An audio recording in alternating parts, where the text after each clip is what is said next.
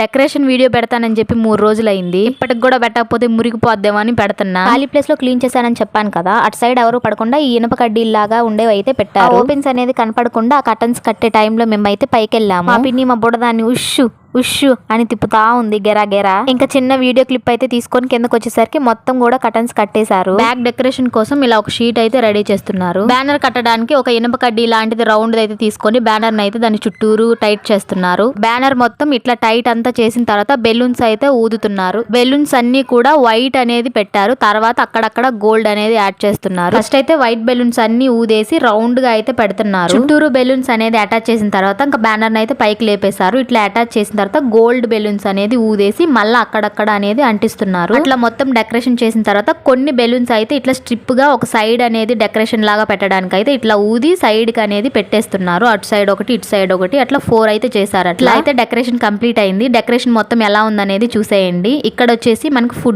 Food అనేది పెట్టడానికి ఇట్లా బల్లా లాగా అయితే రెడీ చేశారు. డెకరేషన్ అయితే ఆసమ్ వచ్చింది. డెకరేషన్ మొత్తం కూడా ఫంక్షన్ హాల్ లో ఎలా చేస్తారో అట్లా ఉంది. అయితే ఫ్లెక్సీలో ఫోటో వచ్చేసి మేము ముందు రోజు నైట్ వెళ్ళి దింపాము. బర్త్డే నేను అనుకున్న దానికంటే చాలా బాగా జరిగింది. మీకే డెకరేషన్ ఎలా అనిపించిందో అనేది కామెంట్ చేయండి. Thanks for watching. బాయ్.